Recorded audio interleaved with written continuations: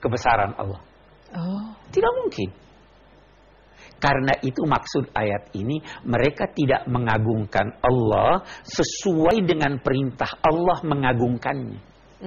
Bukan berarti mengagungkan Allah sesuai dengan kebesaran Allah. Terlalu besar, tidak terjangkau oleh saya, tidak bisa sesuai. Malaikat saja berkata, la nuhsi thana'an alaik, anta kama asnaita ala nafsi. Ya Allah, kami tidak bisa memuji kamu pujian yang sesuai dengan kebesaranmu. Karena itu kami memuji engkau sebagaimana pujianmu terhadap diri. Jangan puji orang kalau Anda tidak kenal dia. Ya kan? Itu. Di awal suratil An'am, itu kita ada berkata, Allah memuji alhamdulillahilladzi khalaqas samawati wal ard. Segala puji bagi Allah. Kenapa saya puji? Karena dia menciptakan langit dan bumi. Ada alasannya. Ya kan? Oke, kita lanjutkan. Iz qalu ma anzalallahu ala basharin min syai'. Mereka tidak mengagungkan Allah karena mereka berkata, orang-orang musyrik atau orang-orang Yahudi, Allah tidak menurunkan bimbingan melalui manusia. Hei, masa di episode yang lalu saya katakan, burung aja dia beri bimbingan? Ya. Masa manusia tidak diberi bimbingan? Masa kamu berkata Allah yang begitu kuasa tidak memberi bimbingan kepada manusia? Memang tidak semua manusia bisa menerima langsung. Karena itu dia pilih Nabi untuk menyampaikan, ya kan? Mereka tidak mengagungkan Allah sebagaimana yang diperintahkan kepadanya sesuai dengan pengagungannya. Orang Yahudi berkata, Tuhan tidak menurunkan suatu petunjuk kepada seorang manusia pun. Nabi Muhammad disuruh jawab, Qul, kalau demikian, siapa yang menurunkan kitab suci itu kepada Musa? Kan kamu percaya bahwa Musa punya kitab. Kok kamu berkata Tuhan tidak menurunkan kitab suci? Itu juga sebabnya. Tahu kenapa Nabi Muhammad diutus? Itu kita baca di surah lam yakunil ladzina kafaru min ahlil kitabi wal musyrikina munfakkina hatta ta'tiyahumul bayyinah rasulun minallahi yatlu suhufan mutahhar. Itu orang Yahudi, orang Nasrani, orang musyrik tidak akan beranjak dari kesesatan mereka kecuali kalau mereka dapat bukti. Bukti itu adalah rasul yang diutus Allah. Jadi supaya hilang kegelisahan, hilang kesesatan mereka, Tuhan utus Nabi. Itu kasih sayang Allah. Oke, kita lanjutkan. Kalau ja'a bihi Musa hudal linnas taj'alunahu qaratisa tubdunaha wa tukhfuna katsiran.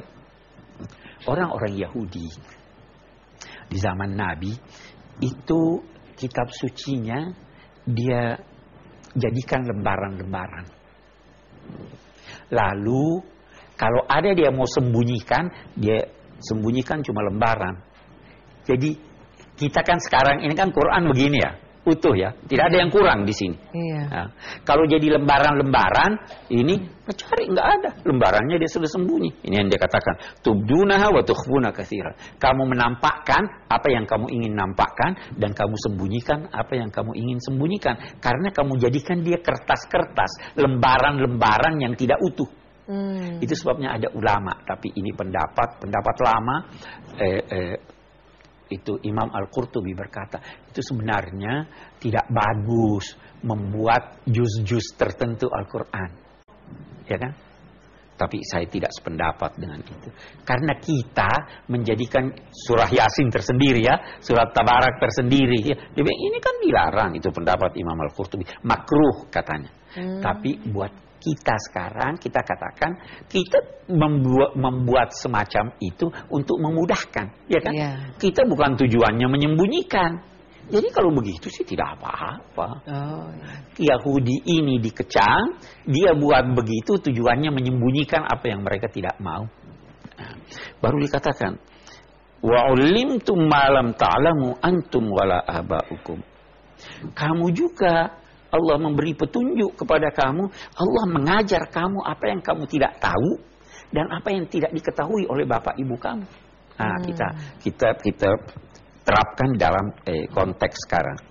Ada tidak pengetahuan sekarang yang tidak diketahui oleh orang tua kita dulu? Ada atau tidak? Banyak, ya toh? Dulu tidak, orang tua kita nggak tahu TV, katakanlah, ya, tidak tahu pesawat, tidak tahu ini. Siapa yang ajar itu? Ilmu itu sumbernya dari Allah. Allah yang memberi petunjuk sehingga didapat. Kenapa? Sekali lagi, karena Allah Maha Kasih. Kamu diajar apa yang kamu belum tahu dan juga orang tua kamu tidak tahu.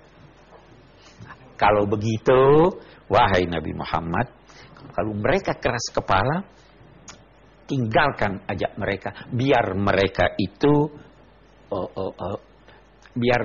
itu bermain di dalam kesesatan mereka. Biar aja. Tapi tetap memberi ingat, jangan terpengaruh dengan mereka.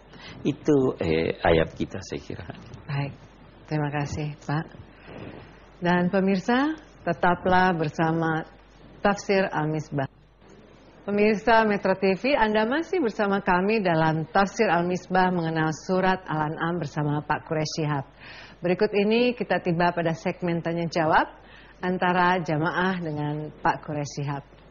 Baiklah, kita langsung saja. Ibu, silakan langsung Pak Quraish. Dengan saya, Muna, boleh saya mau bertanya Pak Ustadz, bolehkah kita taklid kepada seorang ulama yang kita ikuti petunjuknya dan menganggap dialah yang memiliki cukup ilmu dan menjadi tempat bagi umat untuk bertanya?